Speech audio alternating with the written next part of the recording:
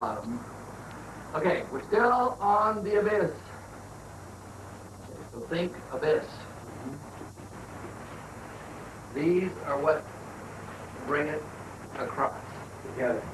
Okay, so it gets real hairy because you got to get nature has to help, man, animals, or well, nature, animals, plants, being nature, rocks, and then man, and then Jesus Christ and God. They're all working together like a bunch of ants trying to cross the abyss and to reconnect humanity and divinity. Okay, and these are all the things that have to be done. So that's what we're still on. We're still on the same process. You're shut that in. Okay. Yeah, you got to pass on. Okay, good.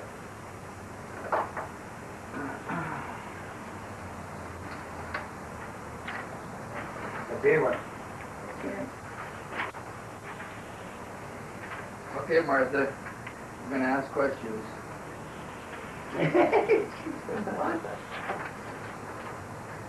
Okay, the cross represents the abyss.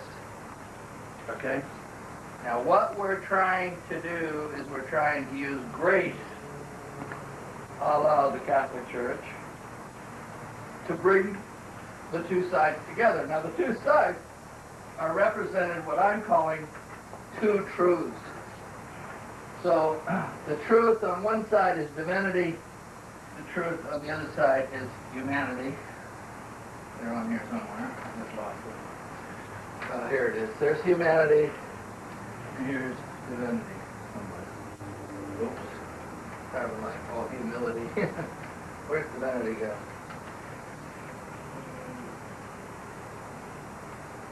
So, I didn't get it on. Anyway, this is divinity.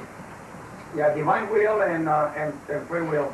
Okay, well, I'm trying to say this is humanity.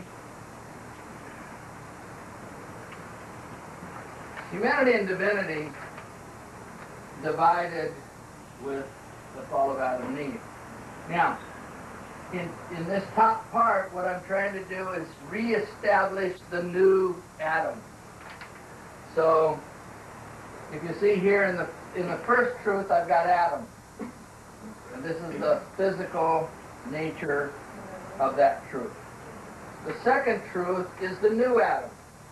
And this is defining the nature of the second truth. Now it'll go on, as you can see on this chart. I've only gotten this very top section on here now. We'll have to do this section, and this section to be able to see the whole picture of how all of these have to merge. There's a union that has to, you can't, the problem here is that you can't just bring together the circumstances of heaven and the behavior of man. They have to, everything, genetics, environment have to evolve together and be reunited correctly. So these are the judgment of adult works, and here in humanity it's the judgment of baby faith. So notice faith, humanity has faith, and divinity has to do works. So we believe God can do it. So what do we do on this side? We surrender on this side, and then on this side, God sacrifices. Notice what he's doing. He's doing sacrifice while we're doing submission. So all of that has to be. So let's go through it. So the redemption of Adam on the first truth is Jewish salvation. So the first attempt was when they brought the authority of divinity into or onto the earth through Abraham. We know what that is. Abraham offers his son. Abraham goes through circumcision for submission. And he goes through killing 3 of his animals, a ram, a goat, and a heifer, to create the contract of the redemption of Adam through the Jewish people, bringing salvation to the bosom of Abraham, which later Jesus Christ goes down and redeems. Here's the redemption of Eve through the Christian salvation. So Adam and Eve are being redeemed through 2 separate systems. The Jews are redeeming Adam through their system. Eve, which is the church, is being redeemed through Christianity. So these are the 2 truths we have to deal with. So the first problem we had was Adam failed because he was a coward. Eve failed because she was too courageous. Okay, that's step 1. Notice, no matter whether you're a coward or a hero, both of them could get you in trouble. If you run away from evil, you can lose. Or if you face evil, you can lose. She faced evil, and she still lost. Adam's courage has to be brought back. I call it publicly. Eve's courage has to be redeemed through a private redemption. I call humility. So Adam is guilty of pride because he is believing that he can defeat evil, and he can't. Eve, even though she's in humility, she is still defeated. Why? What happens? She is curious. You remember the curiosity killed the cat? Well, it kills her. Killed the whole creation. Huh? Killed the whole creation. Killed the whole creation. Well, but it took both. That's what I'm trying to say now. What I'm trying to say about these 2 truths is that cowardice will kill you and curiosity will kill you. So getting too close will kill you. Staying too far away will kill you. So how do you adjust that? Well, you got to know the right place. You got to know the right distance. How do you know that? Right and wrong, good and evil, man's will, God's will. When you know that, then you have proper behavior. And the circumstance is proper. So the problem is, and then what you're going to see in this whole teaching is, you've got to get 2 things in perspective at the same time. If your circumstance is wrong and your behavior is right, you won't work. If your circumstance is right and your behavior is wrong, it won't work. You get it? If you are courageous at the wrong time, so it's a matter of timing. It's a matter of precise knowledge. So what I'm showing you is that now it's knowledge that has destroyed everything.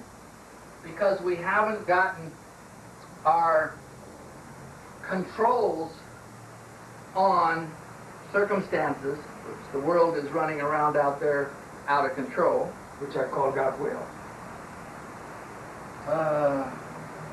Okay, but God's will is when these 2 are smashed together. The marriage of the 2 in the perfect parallel. Right. So you don't go above or beyond. Now, what this whole evening's about is how do you do that? Okay. So, the question in number 1 here is, how do we get the circumstances of life, which it comes from the environment, to match up with the genetics of life, which is behavior? How do you do that? How do you make the forces that are driving you, money, influence, peer groups, peer pressures, governments, politics, whatever the forces are that are driving all of us, Sure. how do you get control of those? You got to surrender in the middle. You got to surrender to in humility. Right. So, what we're trying to show is this side is submission. It's on here somewhere.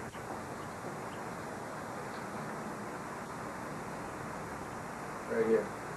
So here's submission, which gets you into the world, and you see self-worth. Now, when you see self-worth, you take control of your behavior. You get it? So, this is called the judgment of baby faith. So you've got to get faith, and you have to have possession. Now, here's two words. That's only a teaching so that we learn how to, it's just a teaching. In other words, it's not a system in which we already, we're born. So in other words, if we pass the test, it's a test. If we pass the test of submission, we can go on to the other side. Is that correct? Yeah, let me see if I can go with See if I understand. I'm saying the word experience. Yeah, okay, same word. Yeah. Okay. And that means the word you're using is lesson here. Lesson, yeah. The lesson that I got is I went into the world and I got experience, which I'm calling possession. In other words, how do you possess knowledge? Well, it's all done by empirical inspection. You see it, you touch it, you smell it, you interrelate with it somehow. That experience produces this lesson. This lesson allows you to comprehend the world, but it doesn't allow you to control any of it. And that's the control point we're talking about tonight. So what we're trying to lead into here is, how come the Catholic Church has been roaming around for 2,000 years and didn't control anything? And how come in the second coming, God's coming to control everything? Yeah. There is no perfect surrender. Okay, but we're entering perfect submission is what I'm trying to say. Yeah, well, the church doesn't got it yet. The church thought that they were surrendering through the church in the sacraments, which were made imperfect by men. Yeah, but that did work. Their submission was spiritual, and it worked. So they were given the blessing of love. Right. Where the problem is, it had no effect on the physical world. Now, No knowledge. well, they had no knowledge, right? Right. Now, all of a sudden, here comes in knowledge, and it affects the physical behavior. Boom. So now, your spiritual behavior has been transformed. That's what I'm trying to show. Okay? So we go into submission, we learn the lessons of the world, which taught us right and wrong. Wherever they are, running around. Right there, righteousness at the bottom. Oh, okay.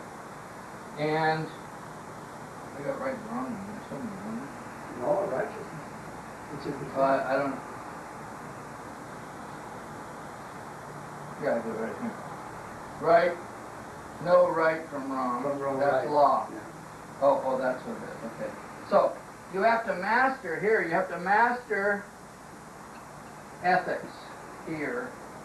Now notice that your ethical comprehension now enters the physical world because you know right and wrong.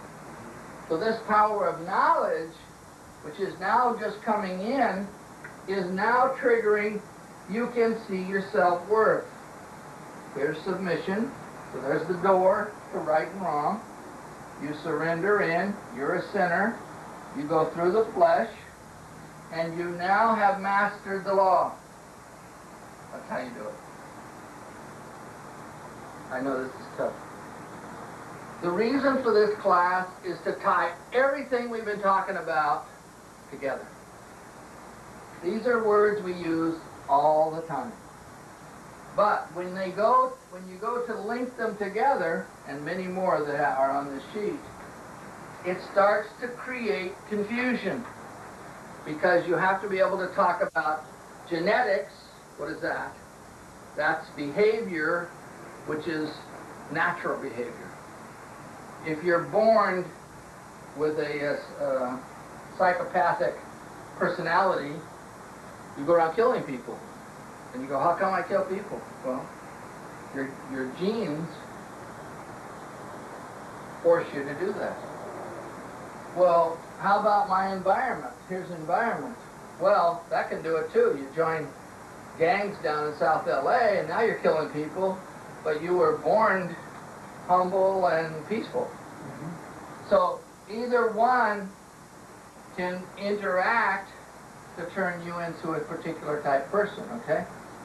We're saying that by going through submission, and now look at the two things. You got to get these lessons, and you got to get this knowledge, and then you come out and you start to take control of your life physically.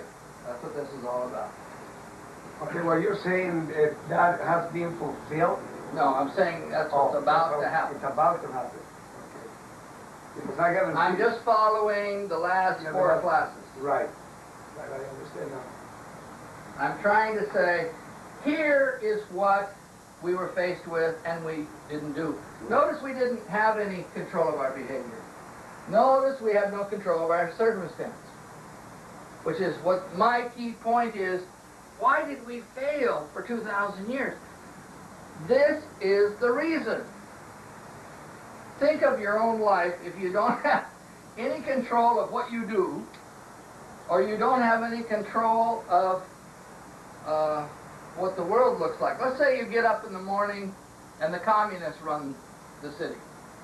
And you get up the next day and the Buddhists run the city. You get up the next day. Notice how your environment is so distorted. You don't know what to believe. You don't know what to think. You don't know what to do. You don't know how to act. Now, it is that way for a Christian. You're looking at me like, what? Why is it that way for a Christian? So that's a lesson. No, because we don't have any control of our environment. When you're out with people, do you notice you don't know who you're with? You might be with a Buddhist or a Protestant. You might be with an atheist. For a Christian, you have to act differently toward all those people, don't you? You have to be able to adjust to every circumstance, all day long. You have to know precisely what a Christian will do in this. What will a Christian do with this? And how does he handle it? You can't do that. Yeah, but that's exactly what we were talking a little while ago. You know, that unless you surrender or you become poor in spirit, which is also part of becoming dead to yourself or nothingness in yourself, to let Christ do His will, then you will begin to understand. But that's what we didn't do, and nobody's doing. We thought that it was the word of knowledge through the law, through the Bible, and the Bible was going to explain everything to us, and we were going to go do it. Yeah, we were going to do it, but we failed by that. Right. Because the Bible... Well, no, but I'm telling you tonight why we failed. This is why you failed. And until you get control of this board, now that's what we're here tonight to do. We're going to get control of this board. Not for tonight, but for when the Blessed Mother comes, when they start to take over with the government. What they are doing is, this is the abyss right here, and they are bringing these two together. Notice the circumstance and the behavior has to merge. In other words, the earth has to turn into the Garden of Eden, and the people have to turn into saints. Saints, Garden of Eden. I know this is a tough one because I can see the look on your guys' face.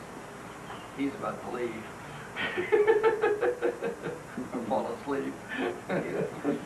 let her have that chair. That's her favorite spot. Okay, getting what the problem is here. We've got to figure out how to get this to happen. Because this is what we're faced with.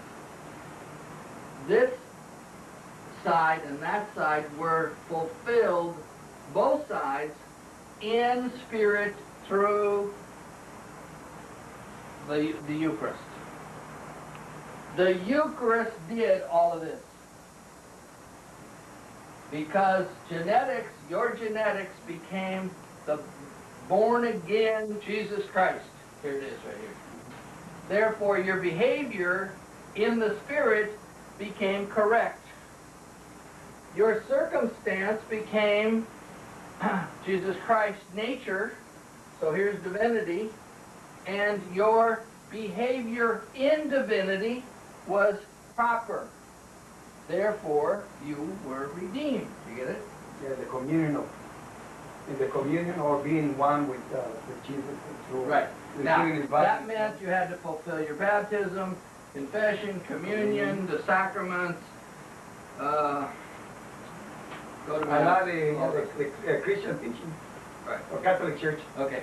So when we did that, what I'm showing you is when you fulfilled your baptism, your circumstance and your behavior became one in the Spirit. And the whole Catholic Church did that for 2,000 years. What they couldn't figure out is how come it didn't surface back in the physical nature in behavior and circumstance. Notice the circumstance didn't change. We still had evil world because Lucifer's out there making it evil, doing his job, right? But people like the Mormons and the Jehovah. what was the name of the group that was in Pennsylvania? The Quakers? Oh, the Quakers. Okay. Remember how those guys said, hey, we'll break away, start our own community. Why? Getting the circumstance set. They were trying to get hold of the circumstance. Then they turned around and produced a whole bunch of laws so they could get the behavior to match. You get it? That's what they were doing. The Mormons tried it. Many groups tried it. Even the Zionists that went to Israel tried it. You remember the kibbutzes that were created throughout Israel are still there? The communes? The communes? All of them, yes. Okay. Notice what they're doing. They're trying to get the genetics of their religion to match the circumstance of their lives. They're trying to get them to match. Okay, in this room tonight we're saying, no, that isn't how you do it. How do you do it? You surrender, you get emptied, you get knowledge, and voila. The circumstance and the behavior automatically match. Why? Because it doesn't matter what's happening out there. You can handle it, this is divine will, you can handle it perfectly all the time. Because you're now, I call it instinctive compulsion, you're now linked up. Where? You got 4 links. You're trying to link up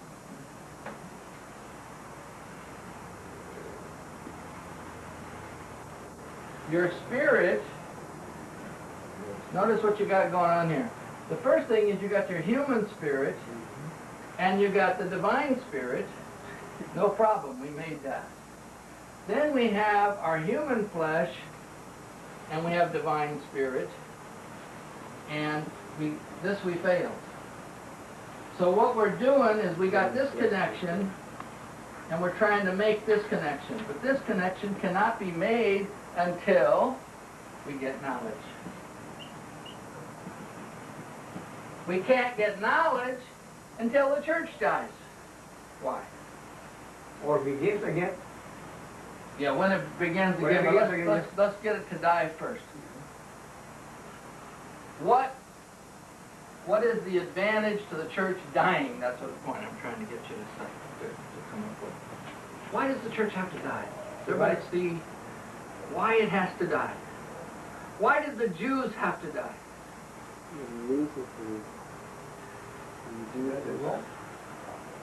And to die in the flesh. Why did it have to? It died both ways, remember? Spiritually and physically. Right now, here we go, we're going to lose the church. But it has fulfilled something, which I'm trying to say, it has fulfilled this link, and it must die, so this link can be, in other words, this link has to decrease, so this can increase. Okay, now tell me how that happens. In other words, die. In other words, what we're saying is to the whole Catholic Church, you've got to die to self. You've been preaching that, but now you have to do it. Okay, Saint Paul understood that very clearly when he said that he was in the flesh, but not of the flesh. Okay, tell me. Okay, so what he did, he surrendered himself entirely or perfectly to God, completely to God. Okay. To get the full understanding of the Word of God.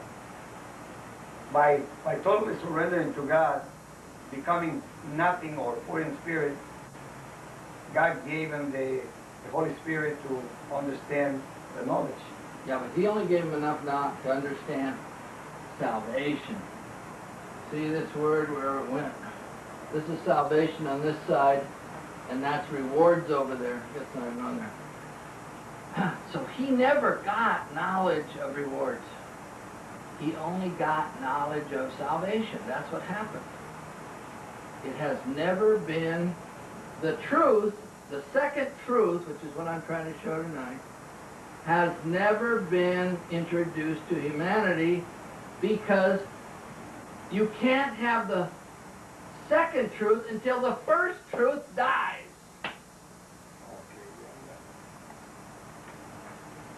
That's the whole point. We've been working with all of this. We've been working with the world. We've been working with all of this. We've been working with submission.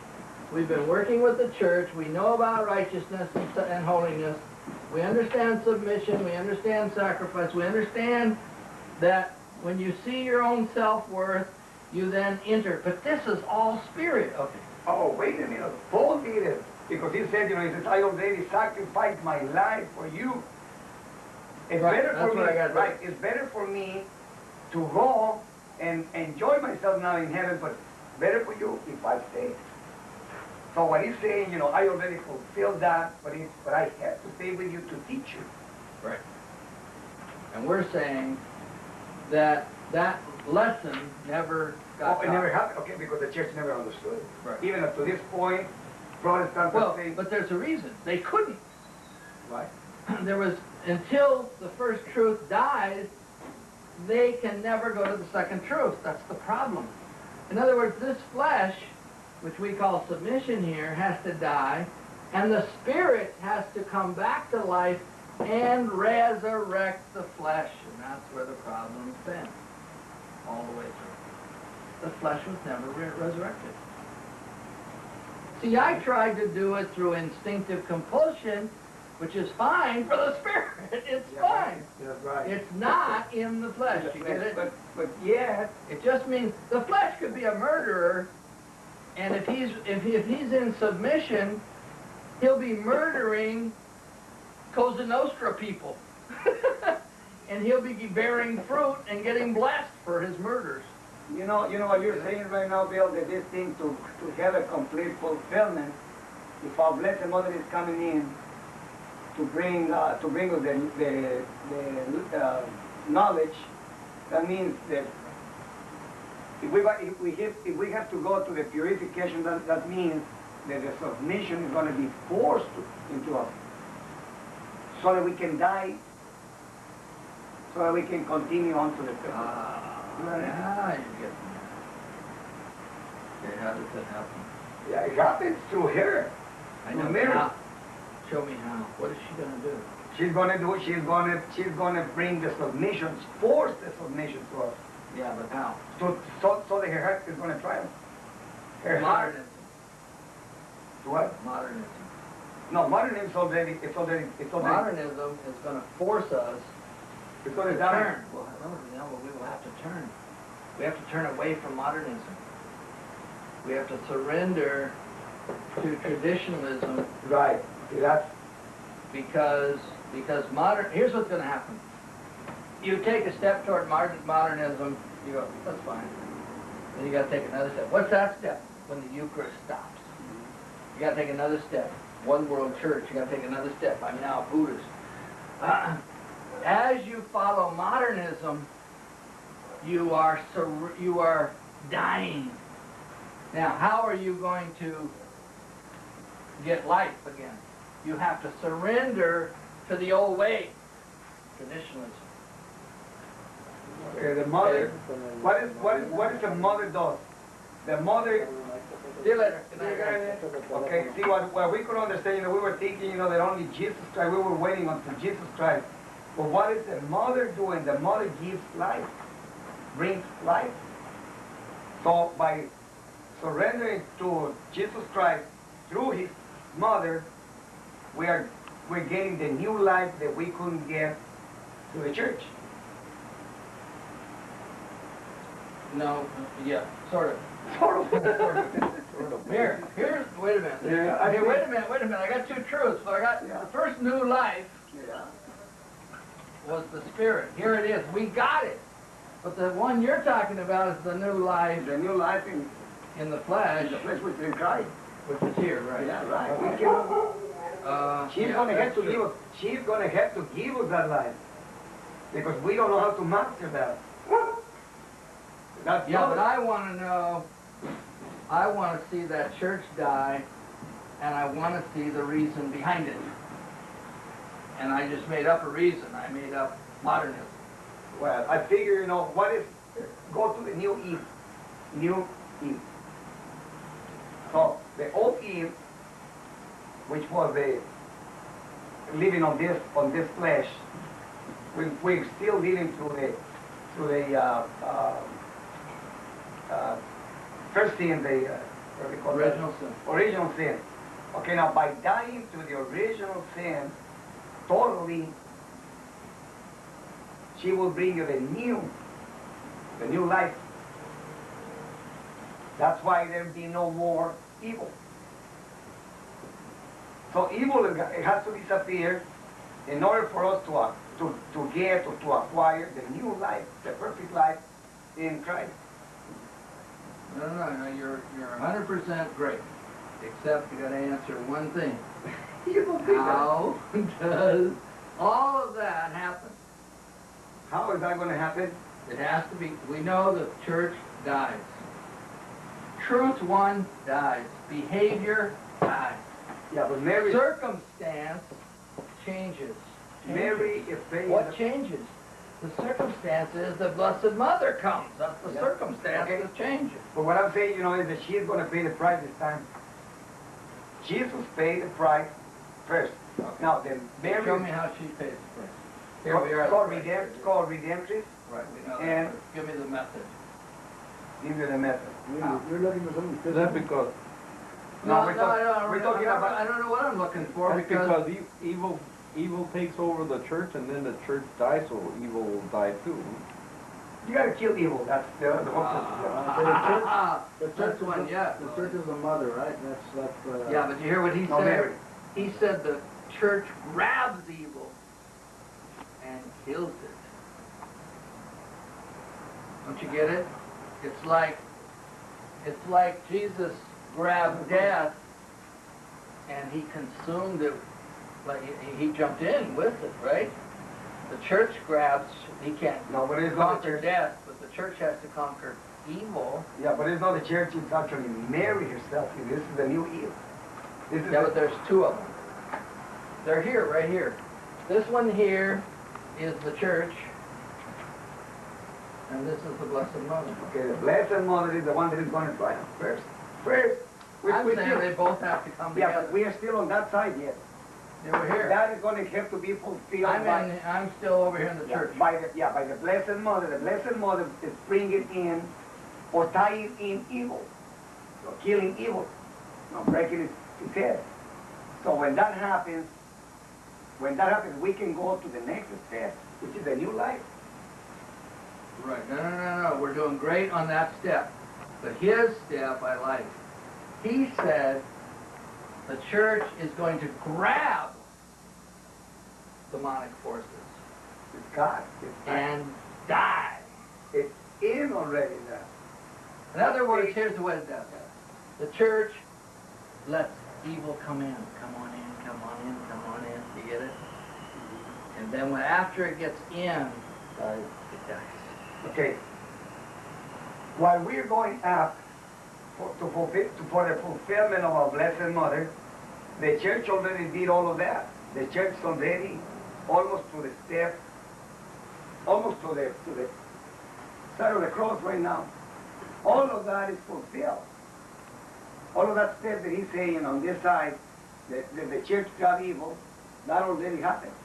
It's happening while we're going on the flesh going up, to allow our Blessed Mother to die evil.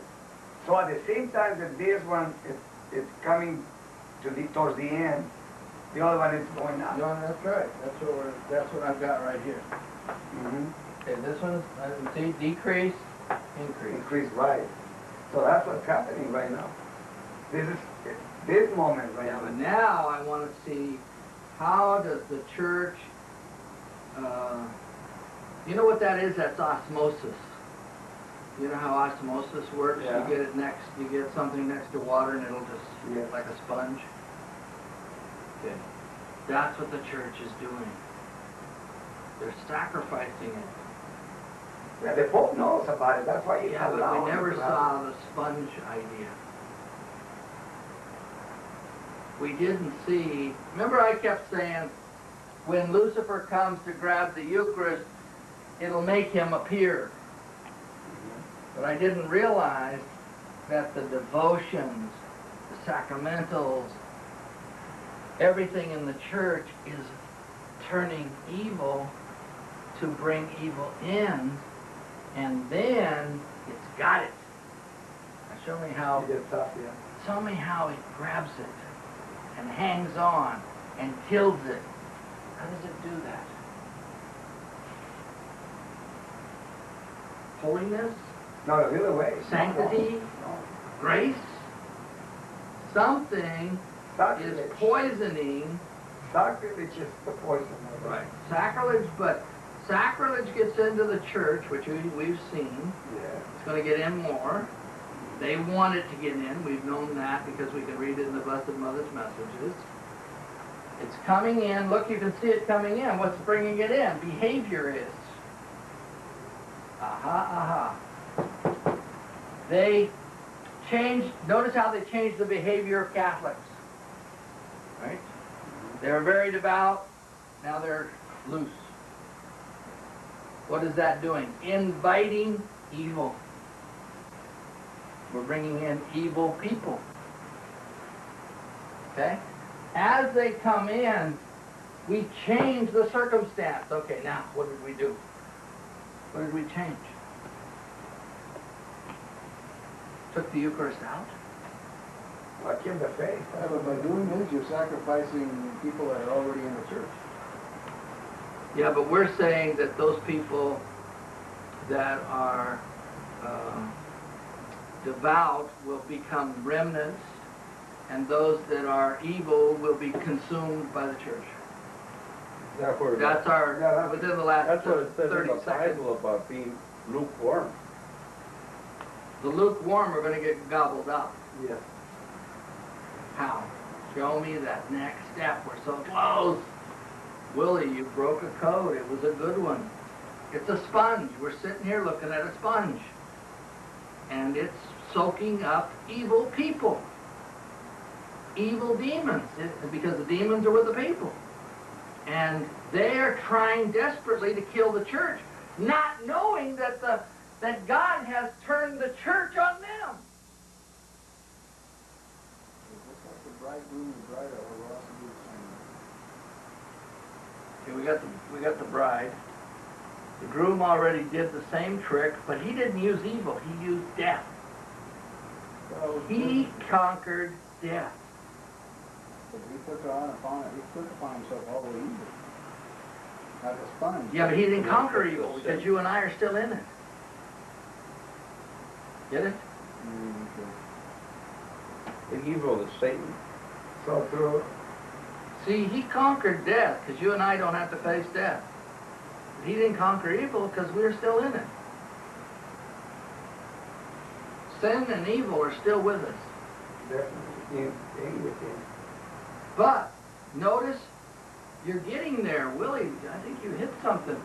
Notice when the church absorbs sin and evil unto itself, that we instantly step into the age of peace. Well, where did the sin and evil go? That's where it went. Is that the same thing like when Jesus took the evil out of those men and put them into the swines and they went in and drowned in the lake? Good. How are they doing that? Okay, yeah, you got the right concept, but show us how it works here. Well, the priest is taking upon himself the sins of, the sins through confession. Maybe the unloyal priests are the ones that are going to be the swine that are going to be dumped out into the lake. All right. That's all of it. Oh, that's the one. All the unfaithful. You got it. The 1/3. Remember the 1/3 get dumped? Ah, it is the priesthood. Okay, we got it. The priesthood. 1/3 of the priesthood. 1/3 of the priesthood sacrificed. 2/3. Says one. Why I went one? back and looked at it. Why one? 1/3. It says 1/3 Remain. are swept out. 2/3 are remaining. You remember the tail of the Okay, see, dragon? by the tail of the dragon, Tail of the the stars, dragon. how many stars? The stars are the priest. Yeah.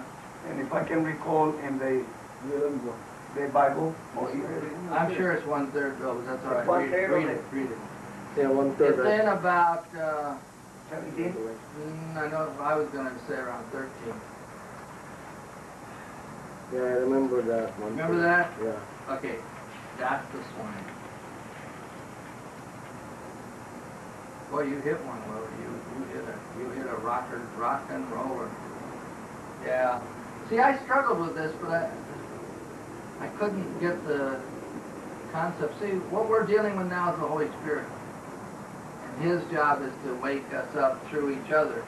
Remember, I keep telling you that you cannot find truth because the truth is in the people.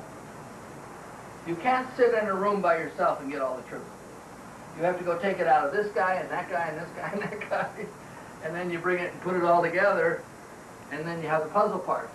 In fact, sometimes you get lots of puzzle parts and you can't put them together because you got too many divisions.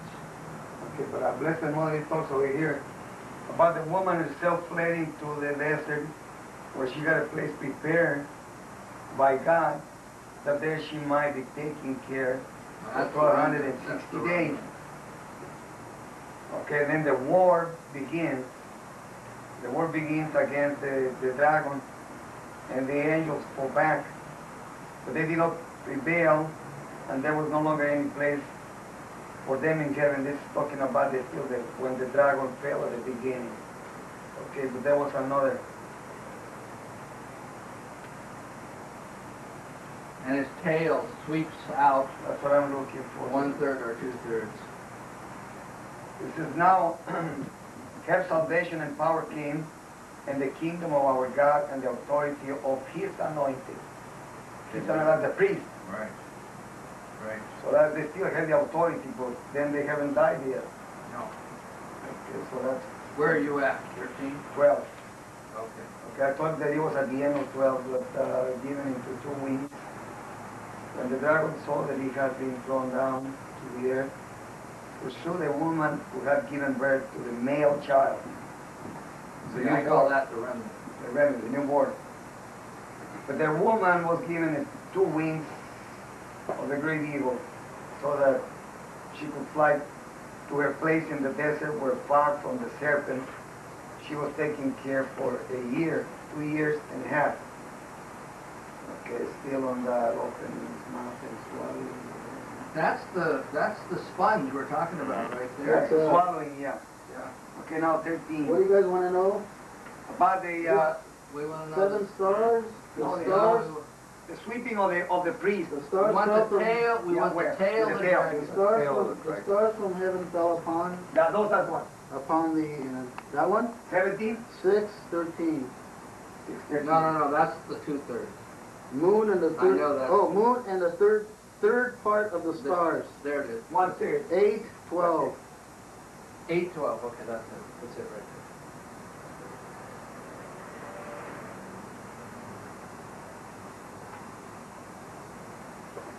Did you get, when you go to there. Go to the right source. you go, yeah. I live in Oh, you got that one there now? Yeah, it's in the bookstore. That one I Oh, bought that's at the one you bookstore. just bought. Oh. Used bookstore, man. That's a good one. That's how I do everything through the... That's the fastest way instead of you. Oh, yeah. So Well, I do 1/3. it forever. There's a 1/3? Yeah. 1/3. Makes sense. Okay, so now Okay, no, what tell he's no, saying is now that's the swine. Well, this is the one we tried to tackle and we're only 1/3 finished. This thing is so huge. And you guys refresh your altar concept. This altar has to do with what man brings to God. This has to do with what God blesses man's offering. So you make an offering, God accepts it or rejects it. And so these two altars are operating interactively. And I've got them here where I'm showing that genetics is humanity. So humanity is made up of genes producing behavior because we don't have a sin nature. So the sin nature's been invoked. And the environment or God's will is controlling everything else.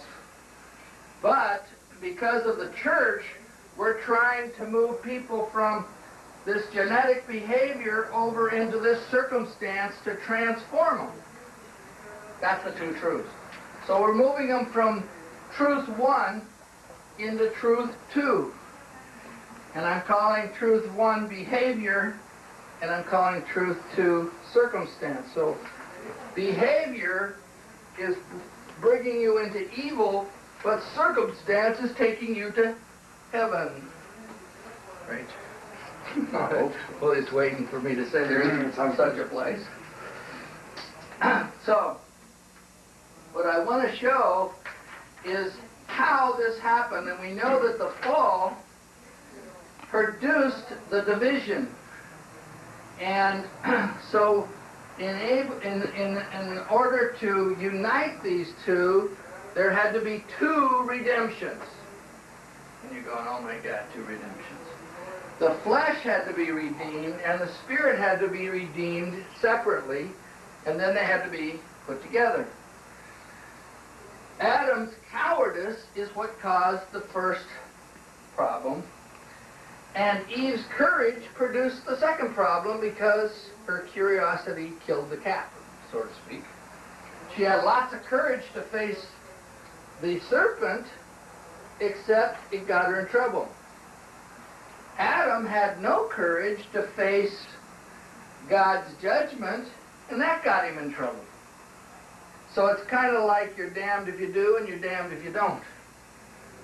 If you face the serpent's test, you lose because you fail the test.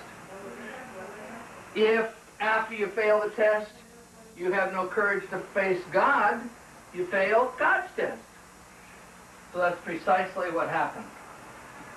Now, in order to restore these two things, we see that Adam's cowardice had to be removed through circumcision. So, here's Abraham being circumcised, and then Christ is resurrected. So that's the redemption of Adam, or what I call the redemption of the male spirit. This is why only men can go on a sanctuary because they're redeemed. And it's through circumcision and this resurrection, you have to have both before you get a redemption. Well, notice Eve. She was great. She had lots of courage, but the courage was uncontrolled, and her courage, instead of making her a hero, made her a fool. It's kind of like when you're in war and you've got a bunch of young bucks who aren't afraid of attacking a machine gun. They jump up and charge the machine gun and all get killed. Well, they got lots of courage, but they're stupid. To cut that, we have baptism. So notice Jesus is baptized and the church resurrects. Over here, we see Abraham is circumcised and Christ resurrects. So now we have circumcision takes out cowardice, and baptism puts in courage. So now we are complete or whole. That will take place when the church resurrects. So, in order to master the behavior and genetics, you have to face God's judgment. In order to master the circumstance, you have to, and environment, you have to face Lucifer. So that's what we're doing. We're gaining the courage in the second coming for the church to stand up against evil of all sorts, to fight in the battle of Armageddon and destroy Lucifer and his followers. We call that faith. So through faith is to know good and evil, giving you morals where you will see your divine value. That will produce your holiness, and you will be willing to sacrifice yourself for the church. Here, in behavior, you have the law. The law teaches you right and wrong, which is ethics. And through ethics, you can see your own self-worth. That gives you righteousness, and that is produced through submission. So when you surrender yourself and offer your righteousness to God, what you're doing is you're actually seeing your own self-worth. So the law is doing its job. What's its job? It's modifying your behavior. What are you able to see? You're able to see that only one can fulfill the law because you have to be perfect. Anyone can fulfill faith because all you have to do is surrender yourself to the law, bringing you into the church, and then you offer yourself as a victim soul in the church, and you become holy. Therefore, you receive your redemption. Now, under the law, you receive salvation. And under faith, you receive rewards. So notice how, this might be something for you, Bill. Notice how you have to fulfill the law first through confession. You get it? You got to fulfill this through confession, and then you fulfill your faith through communion. Okay, that's one is surrendering your own will, and the other one is receiving God's will. Right, and I say that means you have to sacrifice yourself into God's will to save others. That's where this sacrifice word fits. Yeah, but in there you're surrendering. You're actually killing your own will to obey the law. Okay, good. So here's kill free will. Kill free will. And then take divine will. You take divine will or God's will, yeah. So that's what's happening. Yeah. That's exactly the way you make this flip across here. But what I want to get is the terminology of these words defined, because what we're trying to do is we're trying to face the test of Lucifer and the test of God. There are two tests. So, when you face test of Lucifer, you pay your sin debt through your offering. When you face the test of God, you pay your holy debt through saving others. So, in paying your sin debt, you transform your heart. You pay your holy debt, you transform your mind. That's what we've been talking about all along. See, here's where this whole process is love, and this whole process is truth. And that's the two big forces. Notice a woman when she's getting married, what does she want? She wants her husband to love her. But what does knowledge give her? Power, security, hope for a future. All of that comes out of her mind. So she is looking at him to be smart. If he's smart, he can then educate her. So aren't we doing that? Isn't the Catholic Church looking at its groom and saying, "Oh, Jesus Christ, how smart is he? Oh, he's very, very smart." So what's he going to do with all that great wisdom? Well, he's going to give us the mind of Christ. So he's going to make us smart. Okay, but on that you don't have to request it. That's actually given to you by grace. On the mind side, yeah. Well, I say both. Both? Sure. Because love has to come through grace too. Faith through grace by works. I thought it was only on the one side, because on the well, there's going to be another definition for that, because the faith actually dies when you get to Him. No, I say, I know where you're at. This is semantics. I changed this word to perfect faith. Okay, perfect. And I call that knowing without proof. So knowing without proof. Yeah, less is the one that is what I call it. without So suddenly you transform. See, this is instinct over here. You just instinctively know through love. Then over here you actually bring it into consciousness, into the mind. But I'm saying that everything in the creation works off of grace. Yes. So your behavior and your circumstance, when you come in through the world into confession here, you're actually transforming all the worldly nuances into the blessing of holiness right here. That's what I'm trying to do. Now, out of your behavior, you will see the value of life. I mean, the will to live. In other words, when you first come into the world, all you care about is survival. Watch the little 8-year-old kids who are homeless on the streets in these foreign countries. They're scrambling to survive. And it makes them real tough too, doesn't it? We call them streetwise.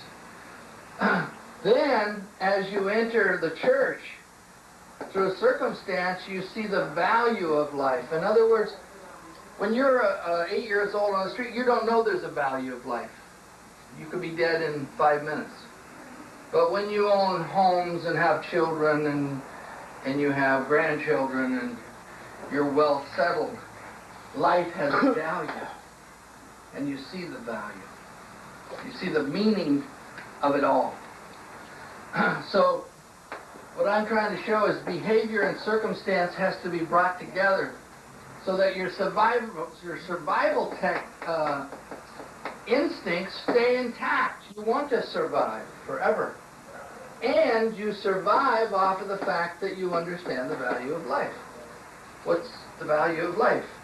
Well, we're saying down here it's God's will. What is driving us to want to exist? God's will, God's will, God's will. It's all the same thing. Okay? And we're showing that until you get this side of the house straight, you can't get this side of the house straight. Now we'll go through each one of those steps. Pointer here.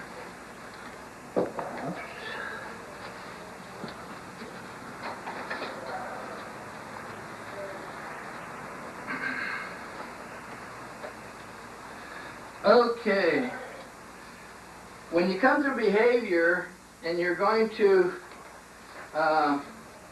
face God's judgment, you have to master it through the world. Now, obviously, the world is made up of Lucifer, and Lucifer is going to teach you right and wrong, or ethics. You'll see your self-worth through the law. You'll become righteous through submission, and that will be a reflection of your faith. And if you get perfect faith, that is knowing without proof. You have to have an offering.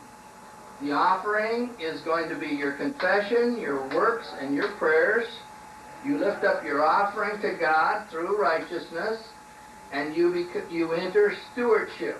In other words, you're in the physical nature of behavior, and you have a will to live. That's your survivability. And to save life, it's worth everything. Over here, notice, to sacrifice a life, it's worth nothing. Now, what does that mean? If you see something of great value, you want to protect it and preserve it. But if that same thing will produce a treasure of greater value, you quickly you sacrifice it. Do you get it? Why did God sacrifice his own son? Why would he do that? To save the earth, all the But why? He did save the earth, but he saw something of greater value than his son. Yeah. What was it? many sons like him. That's all he wanted. To make everyone like him. Mm-hmm. Become Christ-like him and not be like him. And then he gets many. Instead of having one, He's got many sons. many sons. Okay. Right? Right. So, that's what this is about. Your offering is to save life is worth everything. In other words, we're saying that any life, anybody in America covered by the Constitution, should the whole American society should go to any extreme to save a life. Why? Because it's protected under the individual rights. Okay? Over here, notice we're in the church.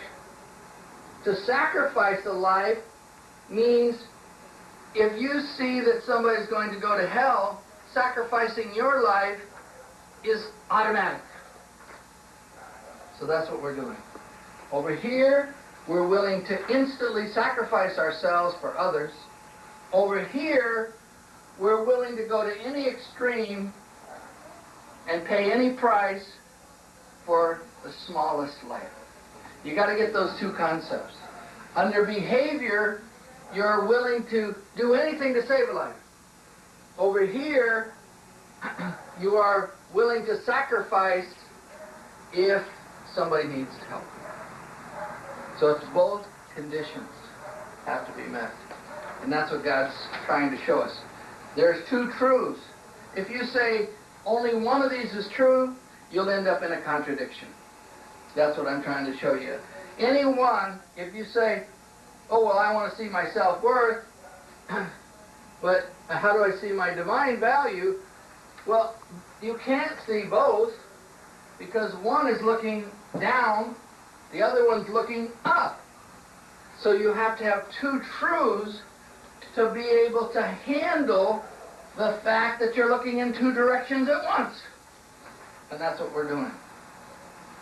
So that's the point of the cross, is to allow you to have the all-seeing eye and see all the truth at once. And what we're saying is that on the good side, where the good thief was, is one truth, which I'm calling circumstance. Where the bad thief was, I'm calling behavior. So he was operating out of behavior. What did he get? He got trounced because of it. Because he was in the world and he did not know right and wrong. Okay, on the behavior side, we have what we call competition, and on the circumstance, we have cooperation. So, on competition, that's the kid who's being raised in the street. He's competitive. This is the individual, and he's fighting for his life. But his street wisdom, which we all got, is very valuable when he enters the church. Because in the church, he becomes formally educated, and then he learns cooperation. And this is where we get the rosary groups and the church groups. And that leads you to sainthood. Now I've got here the word dove set free and dove slaughtered. If you remember when Mary offered Jesus to be presented in the temple as the firstborn, there were two doves offered up. One was killed, and that one killed, the blood was poured in a bowl, and the other dove was put in the blood and then released. Everybody remember that part of the Bible? What that meant was the one that was killed was on the behavior side, the world side was killed. So here in the competition dove was killed, but the cooperation dove was set free.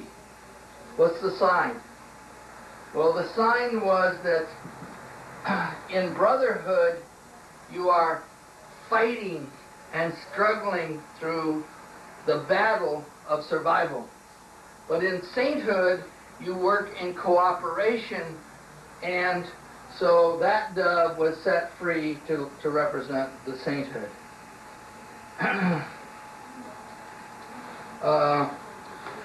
Out of the brotherhood comes being a good citizen, which is a man of free will. The man is now in his free will. He eats man's nature, and that's what we're doing. When we eat food, we're eating human nature. But when we're in church, we eat God's nature, and we receive the divine will right here. But when we eat at our own tables, we're in our own human will. The behavior side is from our emotions, which reflects love, which I wrote over here. In the church, it's our intellect, it's our wisdom. We are entering absolute truth. In the world, we are in relative truth. Which, what does that mean? Well, in heaven, God's truth is absolute. On earth, because we can never reach absolute truth, we have to see things with the perception of truth. So relative truth is a perception of our vision of truth. Then, in the world, we are all greedy for more life. We want and want and want. In the church, we have fear of the unknown. In other words, we're always concerned, it's called fear of the Lord. We're always afraid that we're going to offend God. We're afraid of the unknown. We're afraid of doing something that might be out of the ordinary. Okay? In the world, we bow and surrender our prides to our parents if we're going to enter the church. In the church, we stand and We make our parents proud of us as we enter the sainthood. In the world, we enter salvation and we become righteous, which is what we said up here. We fulfill the mother's love through salvation. We learn wrong, which wrong teaches us crucifixion. Over here in the church, we have rewards and we become holy. We appease the Father's justice by becoming holy. We learn the word right, and right teaches us resurrection. Notice over here, wrong teaches us crucifixion. So if you make a mistake, you get spanked. If you do something right, you get blessed. In the church, you learn right, you get morals, you gain virtues, and you start to see the light. In the world, you learn wrong and you get ethics because you're learning right and wrong. You master the lessons of physical sight in the world. In the church, you save others and you get spiritual sight, which we're trying to get in this room right now. And in the world, through behavior, we learn to live with ourselves. So that's the whole process. From Adam to the end is we're trying to live with ourselves. In circumstance, we're learning right and we're saving others, which allows us to live with God because we have mastered the church, we have entered holiness, and this has filled our minds with the truth, which we call the absolute truth, giving us wisdom. And we then can overcome the world, overcome any fear of offending God, because we now know good and evil.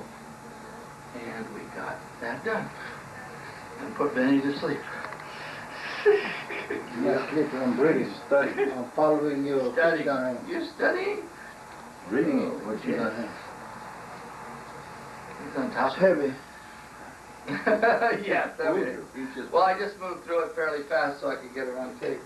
So now we can kind of tear it apart and talk about what's going on here. But I'll tell you what I like is I like the idea of notice that what God had to do, he had to get cowardice out of us, so he had to remove faults, and over here he had to get courage into us. So he took the Jews to get the cowardice out, and he used the Catholics to get the courage in. Why? Well, because the Catholics were going to have to fight Lucifer. Notice the Jews had to face, what did they have to face? This is the judgment of God right here. So he had to get the cowardice out through Abraham. And right here you see it being sealed. This is the sealing. Now, when the Catholic Church is on its cross, in the same way, it will seal in the courage. So it's the same logic. That's what we're trying to do. Okay, any questions? A little fast, huh, Eddie? No, it's okay. Whether you make it fast or... Well, what I'm doing here is I'm teaching words. I'm showing you that here I'm taking out the faults by paying the sin debt through the offering, and here I'm putting in the virtues by paying the holy debt by saving others. That's what I'm doing. I'm trying, and I'm reflecting to you that faults, what is the fault? The fault was that I am a coward. What's the virtue? Well, the virtue is I'm courageous. Bye. Good night. Thanks for coming, guys. Bye-bye.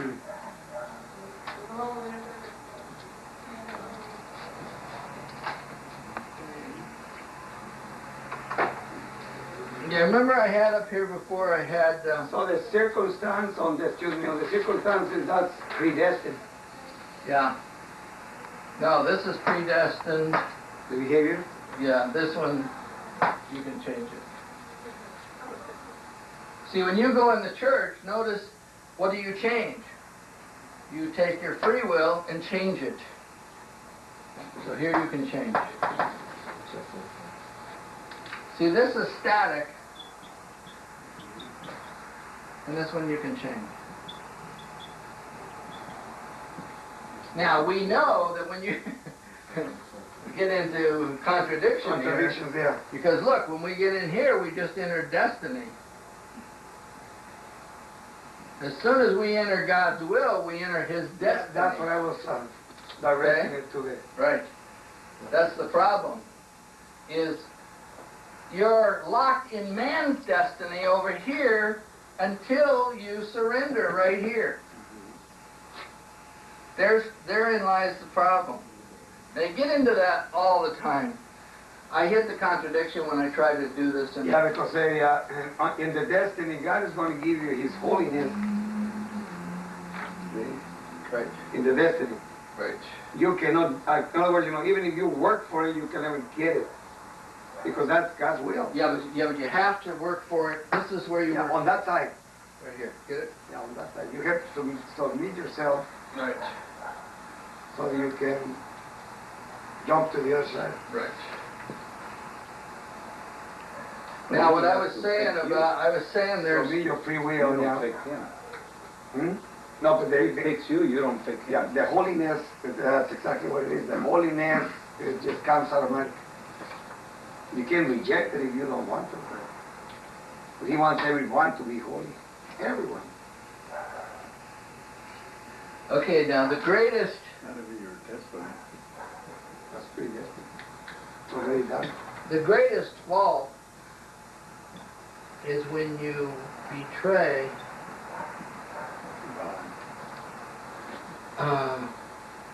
one's own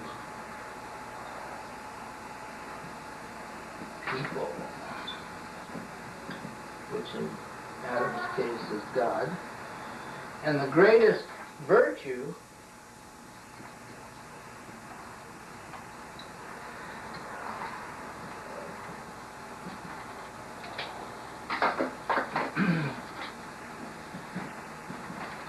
is when you sacrifice. Now here There you go. right here again.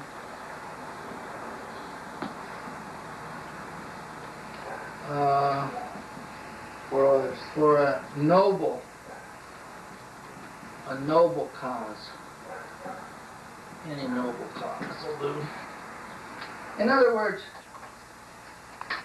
you got what I was saying before. You got to be quick to recognize a noble cause and sacrifice yourself to it. What are we doing right now? Exactly. We're seeing the Blessed Mother's coming in. We're seeing that she needs harvesters. So that's the noble cause. And for that noble cause, we're sacrificing ourselves. What are we doing? We're learning her plan of attack, really. How is she going to come in? What is she going to do when she gets here? How is she going to fight Lucifer? Because that's her main objective here. And so because Adam betrayed his own people, and because he betrayed himself here, you notice that the very way to get rid of cowardice is to do the same thing. What do? Well, we surrender, and how do you do that? Well, you deny your human intellect, you abandon your human feelings, you submit your free will to God. Well, what are you doing? Well, you're betraying yourself. And when you're betraying yourself, you're committing the greatest fault. But that particular betrayal is going to save you. So again, contradiction right over again. You now betray yourself, you betray your people. Why? Because you leave the world. You say, hey guys, you're all wrong. You have to go over here to the church to find righteousness and truth. You go to the church, and now you're willing to sacrifice yourself for a noble cause. What's that?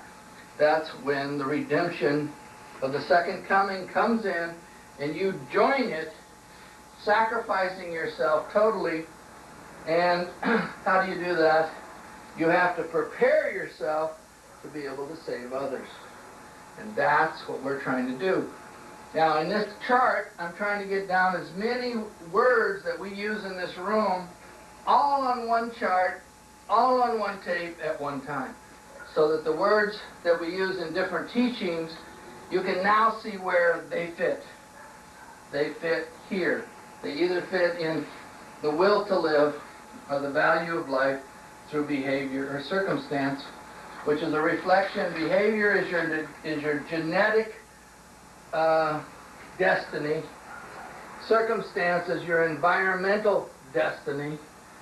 And to get out of these, you have to do two things. You've got to fight Lucifer, and you've got to face God's judgment. You got to do two things. So notice what you're doing. At this altar, you have to face Lucifer. Here, you have to face God. And that will be forever.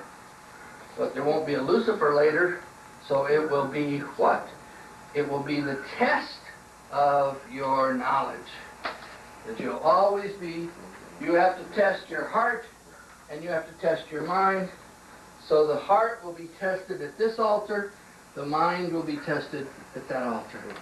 And that's what we've been saying all along.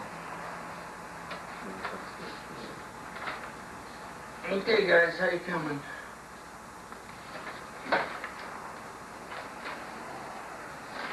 What's God gonna do with the lost souls?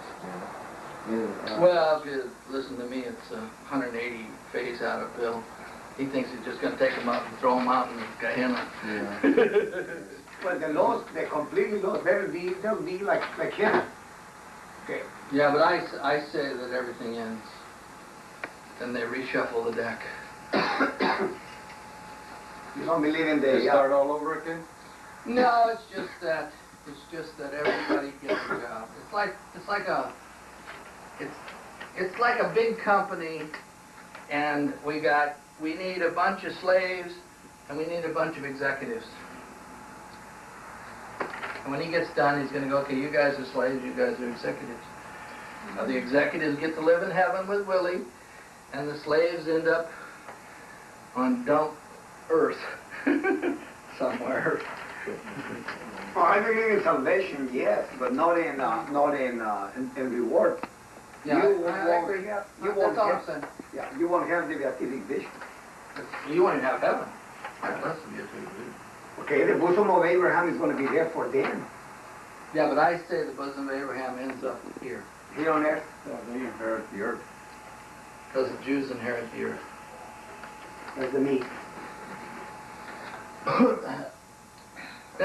That's my view of it. I just know the Lord. He's so Compassion. not only that compassionate, but he's so reasonable.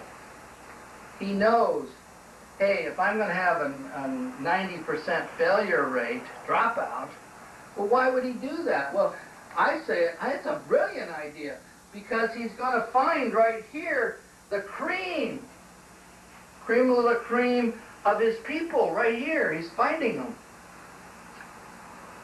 That's what he wanted. He wanted to know, hey, I take 20 billion people, and out of them, I'm going to get 1 or 2 billion people that are good. And he did. And he found them. And here we are. So, that's what he did. Now, the rest of them, they just filter in somewhere. Look Yeah. like we're going to end up a teacher out there. That's what I'm For convinced. a long time. I'm convinced you're in a school, and everything in life is going to be here forever. Not in this form, but the concepts are all here. You're going to have houses of some form. You're going to have transportation, some form. You're going to have a need for food, some form. How about mortgage payment? Yeah. Money, Everything. money in some form. You don't have to pay a mortgage then, huh? In some form. You have to make, you Everything have to that's make here an will be exchange. here. An exchange. It's not gonna be welfare. Let's put it that Yeah. Well, I was thinking money's no good anymore after No. way. tribulation. Well, They they'll won't have have money. different kind of money for us. So we Yeah, don't but you're need, gonna have barter. Yeah, Yeah. it is bartering. Yeah. in other words, we don't owe the bank anymore, huh? No, Well, there won't be a no bank. banking Won't be no system, bank. but there'll be a You're bartering gonna be the system. bank. Yeah. So it's just a whole different process. None of that, you gotta realize things move in miracle working power. So if you need a chair, there it is. Gosh, just think about it and there's the chair. If you want Yeah, four, but they can't do it. The humans that walk around the earth can't do it. They have to come to you. oh, that's how important Well, it is. what are we doing right now? If we want somebody You're gonna healed, be a chairman. we have to go to Jesus Christ to get them healed. Get him healed. It'll be the same. I bet it's pretty. Why is there such a chain of command all the way from here to God? Why is it such? It's just like the military. If you want something in your room in the Navy, you have to fill out a Yeah, that's true. what they call We it, got through all that. Yeah. Requisition. requisition slip. Mhm. Okay, it's the same here. You have to fill out a requisition. We call it a prayer. You put it on the altar. You send it up the line. If it's blessed, But you see in the service, if you get smart, you can use the chain of command to your advantage too. You get in isn't trouble. that the same what we're doing here tonight? We're trying to use the chain of command to our advantage. While all those crazies are out there not believing that it even exists. They don't It's believe it. it's the same identical logic. Remember the smart guys in the service they were getting Jeeps and everything else checked out to them, and they were running around with all these things. You go, hey, where do you get that? Well, if you know how to do it, you know. They come out with big hams and things from the You gotta have connections. See, when I was in the service, I used to get a 3-day pass every month. This staff sergeant was trying to stop me. He wouldn't stop me. He couldn't get a 3-day pass. I used to go to the truck driver and say, hey, can I take off the 3-day pass this one? Sure, that's all right with me. Then I go tell the Yeah. crew chief, hey, the truck driver said it's fine. By the time I got to the captain, everybody down the line had said all right, so he let me go. That staff sergeant, he was a big wheel, so he'd go straight to the chief. He goes, no, I can't let you go. Use the chain of command. No. What you did is twisted the chair No, you use at the bottom. Well, you gotta start from the bottom up, you know. When you're at the bottom, you have to use that chain of command to make sure And we're doing the the chain same. work for you. At the bottom, we're sitting here with the Blessed Mother. We're doing the same thing. Yeah. She's the chief with the truck, and we're getting her to say something. By the time we get to God, God goes to who approved it? Well, it's approved at the bottom. Okay. We're doing the same logic, except this chain of command is very important to be developed now. Why? Well, right now, you need to know, you need to master the world. We're doing it. You need to master the church. We're doing it. You need to master heaven. We're doing it. You need to master God. You've got to master all those areas now. It doesn't do you any good when you get to heaven. Everybody's sitting there then. God's only going to remember if you did it early, not if you did it at late. This is what we're all. Well, that's your rewards. You have to work for them now. Right. Well, nobody knows, though, that you have to pay off this sin debt that's the killer over here. This thing is the cross. See, everybody... Well, everybody in this room knows. Yeah, we all know. Terrible. You have to go through this cross to get to the rewards, and therein lies the problem. Because that's the sin debt right there. You got to pay your sin debt. Once you get that thing paid, boy, you're in great shape. And you're moving. How are you doing? Are you guys, are you struggling with all this? I'm sure you are by now. Very, very interesting. Thank you, Mike. Well, you need something right there, you know? He's gonna love the New World, isn't he? Like, Hey, you know, I saw in the Bible, was it the Bible? yeah. Oh, no, it was on Van Eppie. He was reading out the Bible that you can throw a seed in the ground and then a tree will grow right instantly. He read that the other day. I thought that was fantastic. I thought I was just making that up. Well, you told us that before. Yeah. In a minute. No, but I You never don't need found those it. I never fertilizers. found it in the Bible. Oh, I see. I thought you did. He was pulling it out of the Bible. I thought that was great. But there's a lot of correlation from what we're teaching here. People tell me all the time, oh, hey, I saw that here, I saw that in a book, I read that. Yeah. When I read the book, it pumps up. It's right there. Yeah. See, it's all the time it's happened to me. Yeah. You know, you gotta I thought realize, it's dead, you you gotta know. realize this is all coming out of a man sitting in a single room. Can you imagine? And the reason they have Ophelia sitting there is so you guys will believe it. You know, how can it all match? It matches the Bible, but you have to learn all of this before you can read the Bible.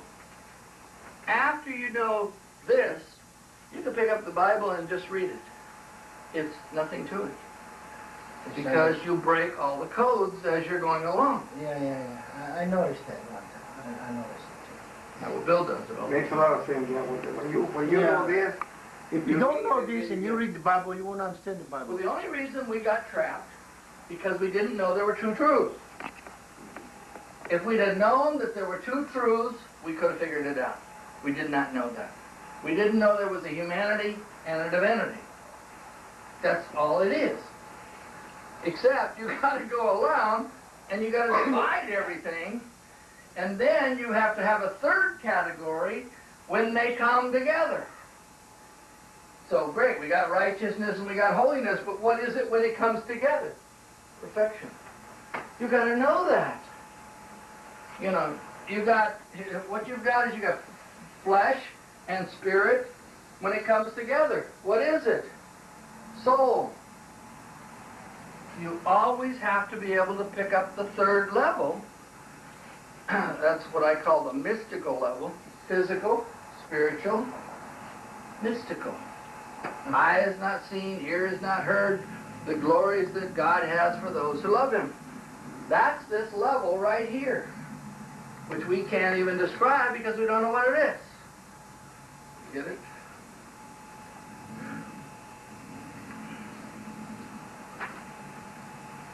Very soon.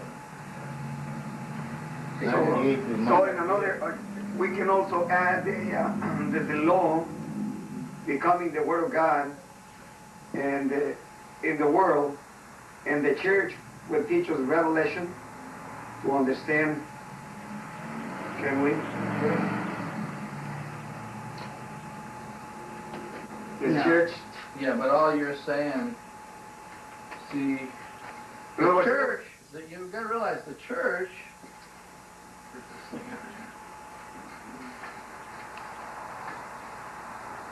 We're gonna end up a teacher for a long, long time, for eternity. Look like this. The way we are being arranged. A job's a job. yeah, but what he's just now saying is this is the gospel the gospel of the Word of God. message, The gospel message of the Bible. which is the word, which is the Bible.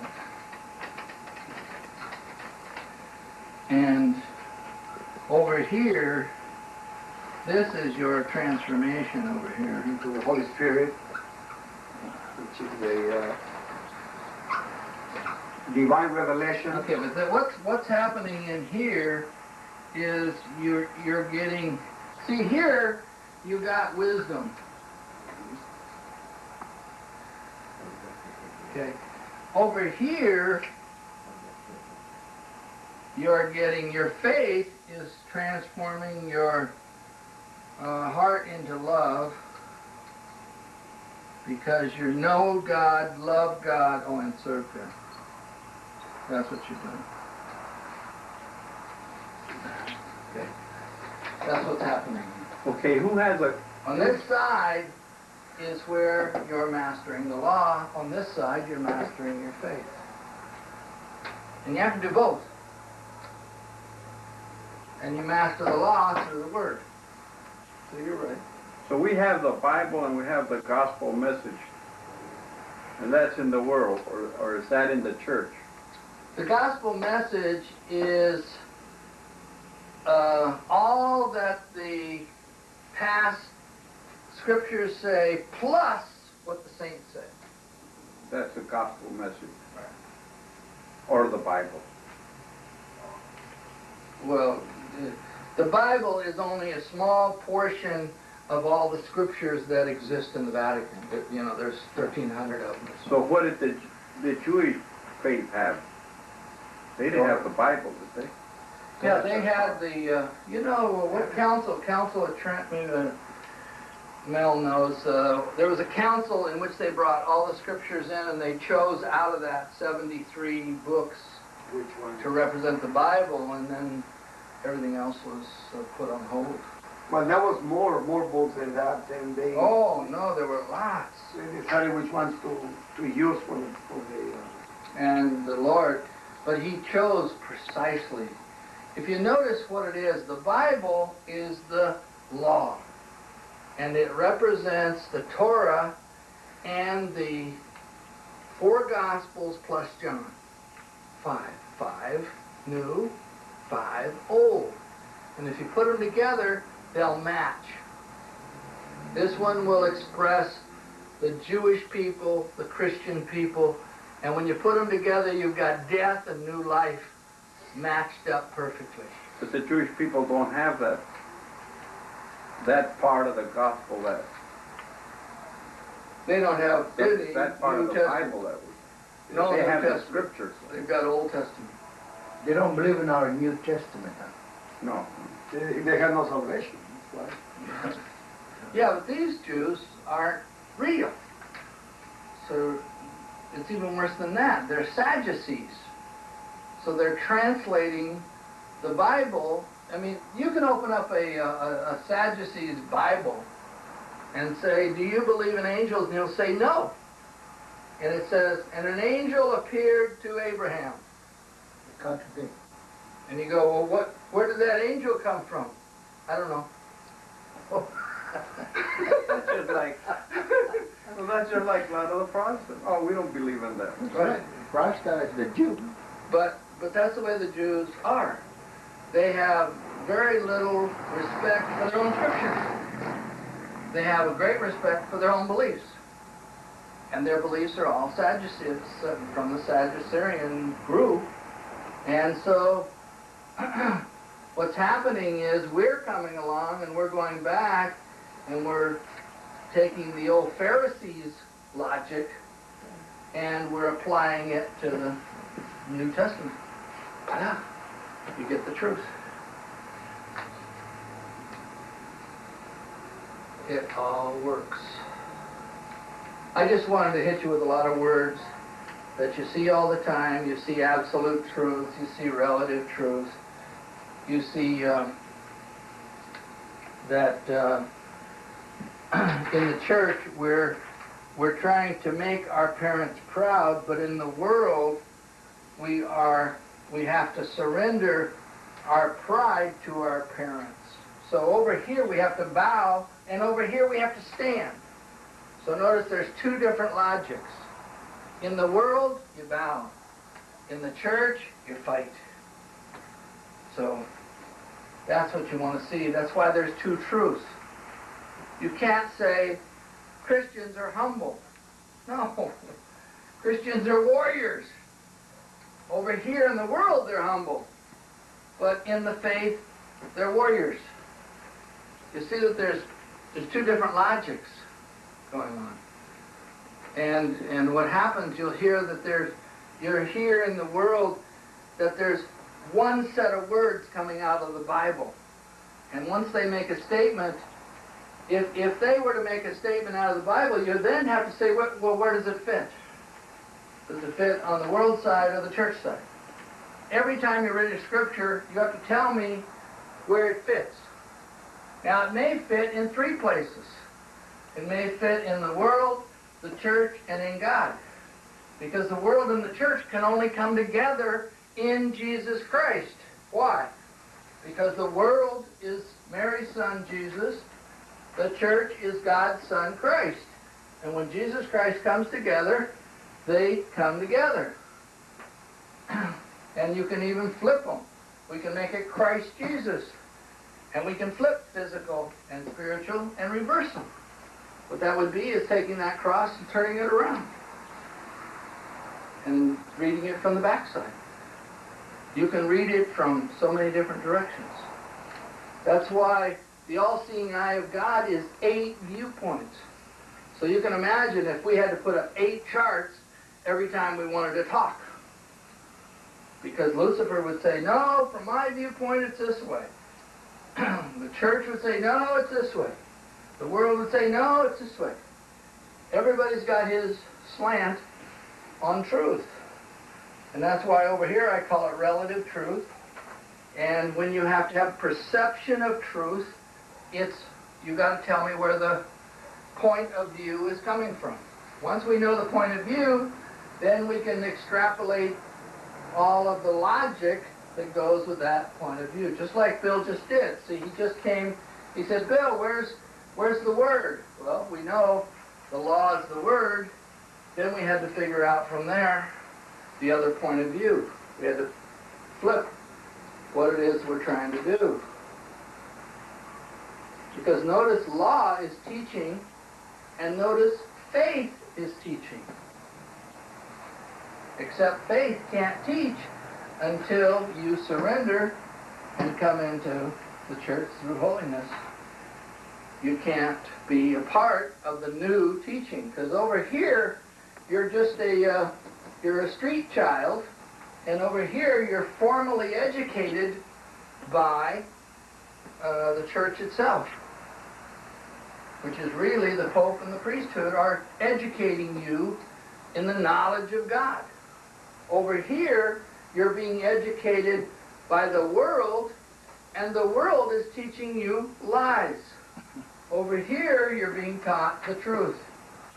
So you got to take the lies and the truth and put them together. Notice when you're in the world and you meet somebody who's streetwise and went to college. Notice how you get a better blend. Because the guy's personality is more harmonious, refined, good word. And he's able to adapt to every circumstance. Notice how his behavior flips over and reflects his circumstance. If he's in with hard people, he becomes a hard person because he was once one of them. If he's in with high socialites, he becomes a socialite. Why? He was highly educated. So he can flip on either side. That was one of the problems that Jesus had with the apostles. They were very low-bred people.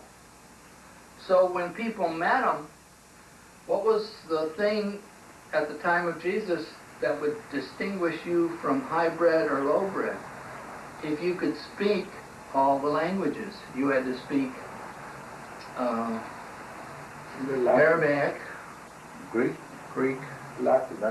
and The Latin. Romans were in charge of You had to have 3 Latins and languages, and when they came down from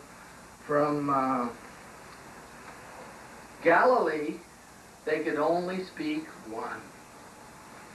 But remember, after Pentecost, they could speak all. speak any kind, huh? So they got an instant education. That's what I'm trying to tell you. Yeah, even the disagreement at the end, because at the beginning, the apostles were disagreeing with each other. And at that time, they all came together in truth. So everything quieted down, from then they understood each other because they understood the truth. But they came together because they had the Holy Spirit. Yeah, correct.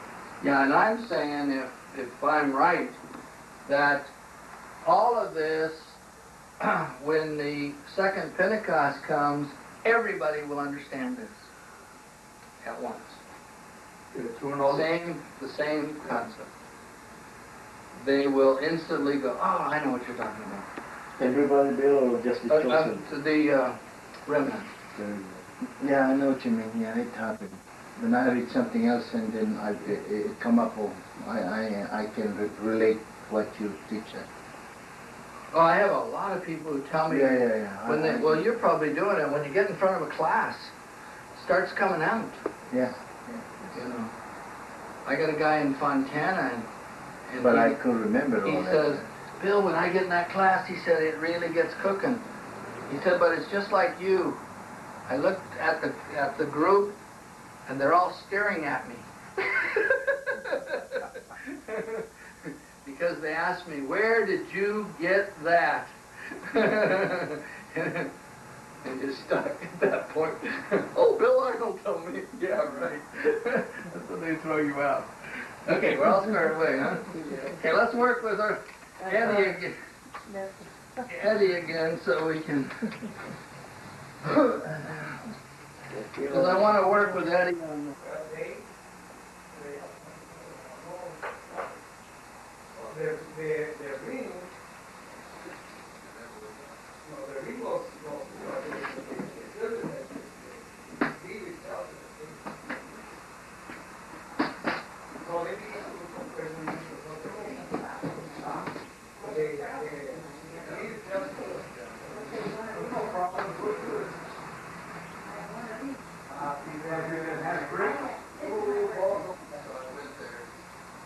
So why do you keep saying there wasn't a covenant? And you've been there. That's what makes me. You're not listening to me. I got two proofs. Best is every time, and you see right now, everything I do, the Catholic Church comes out perfect. You notice that? Yes. Even to that picture that I showed you with the communion of saints and the two altars and all that. I mean, there it is. That's the Catholic Church right there. See, what it is this is the communion of saints in heaven, and this is the mystical body on earth. This is their altar. This is heaven's altar. Now they come together at the mercy seat. Okay? The Protestants can't do that. No. If they try to do that, their whole thing will fall apart. Yeah, but see what I'm saying is that just like the Bible, okay, they take pieces here and there, and then expound it, and when they talk as if they're talking like Catholics, but how do I say this? In reality, they are departing from their basic doctrine of already saved. Take 90%, Yeah. change 10. Change it as if. Now, Sure. the reason I'm saying this because I've been listening to that channel 107.9. That's the Calvary Chapel. Yeah, that's Chuck Smith. Yeah, I'm Yeah. listening and see what they're saying, but you'll be amazed that they talk about 90%. repentance and all of these things that we talk about in the Catholic Church. How about Blessed Mother? They don't want to accept Yeah. Blessed Oh, Mother. that's the thing that they don't. Yeah, I knew that. Yeah. See? But see, the thing is, they can lie to Christians by sounding like they're Catholic. Catholic. Yeah. Yeah, but this will make a fall short on the Catholic Church, because this will prove the Catholic Church. Well, you're right, because if they teach the whole thing, they'll fall apart. But the problem is they're not gonna teach the whole thing. Oh, no, they'll No, just take yeah. pieces. Take pieces. Take pieces. Yeah. I understand what you're saying. Yeah, but But then the lesson won't come through. it won't come out right. It will not come out. It will not. It will not. Later, when they get farther down, it'll start to... See, what happens is, and the only thing I did was I divided two truths, which what I was trying to do is break the paradox. In other words, I when I started, I saw everything was in contradictions. Here, I'll give you one. Is it true that if you give up your life, you will find it? Is that true? Is it true, Benny? You have to give up your life to find your life. Hmm? That's in the Bible. Yeah, but that's Sure. contradiction. But let's look at the contradiction. Did you give up your life? No, not yet. Then I'm not yet. Then I guess you're not saved. Not yet. No, you are. I am. Sure. You don't know when Because you it doesn't mean that. No. Oh. It means give up your spiritual life. How do you do that? By dying to selfishness. Oh. So it didn't mean that I had to take a gun and blow my head off to save my life. So in the flesh, it meant one thing. In the spirit, it meant something else. To break the paradox, I had to separate the two things. Okay. Now this teaching that I've been doing is what I'm doing. I'm breaking the paradox between divinity and humanity. Is Jesus Christ God or man? You're going to tell me both. Yeah. Well, come on, that cannot be. That's a paradox. Is God everything or nothing? Yeah.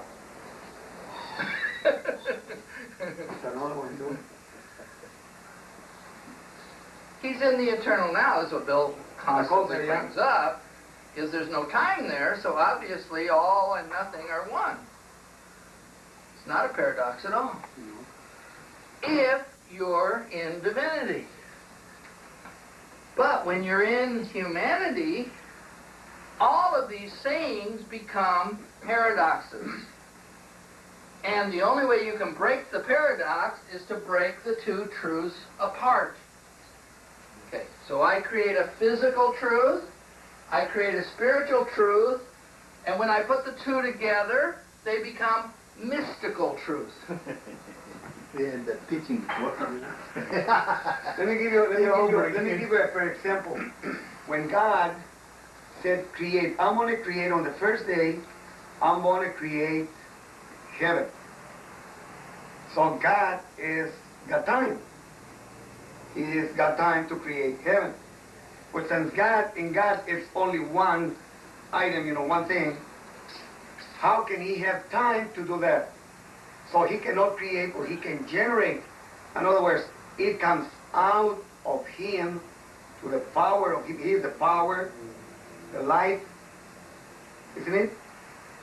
So when he is the power and the life, all he has to do is, like a generator, is the same thing, just spinning. So he's spinning his wheels to generate our creation. To him, it's not nothing like that. He didn't have a first day, he didn't have a second day or the third day. To him, it's the eternal now. The Alpha and the Omega, no time. So to him, it's just a thought. Just thinking, oh, how beautiful it is. And that's it. Everything is created. In other words, nothing is actually created, but it's an act of himself. So we are part of him in the creation, or in our creation.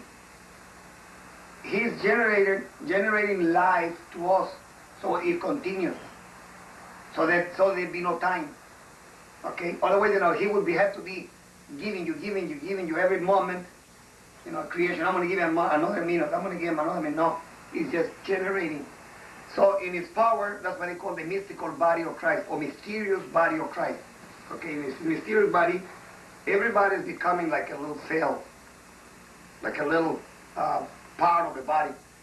Okay, so in that little part of the body, either you can keep it alive or you can die to the body of Christ. So it's according to what you assimilate. Okay. say, if you allow yourself to assimilate in God, you are Christ-like, or you live in Christ. That's what St. Paul understood that, you know.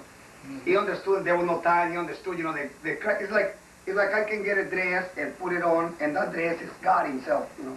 So I don't become divine. I just die to myself and allow that other cover or that God do the speaking, the everything for me. That's God acting on me. So that's Christ-like. See, that's how, it's very simple. The understanding of God. Doesn't sound simple, but okay, It is we'll take your simple. word for it. It is simple. If you Repeat that for me, will you, Benny? no, it's very simple when you think, you know, that God is the Almighty, and He's above everything. Okay? And when you define Him as no time, you know, the Alpha and the Omega, in other words, no beginning, no end, no beginning and no end, right there. You know, stop right in the middle of it and you say, if God is right there in the middle, there's no beginning and there's no end, so He cannot be created and He cannot be destroyed. So to Him it's just an act. That's all. That's it. So we are living in Him. And the only one that lived perfectly and understood everything was our Blessed Mother. The only one that fulfilled everything. Now, that is living in the divine will of God. Acting.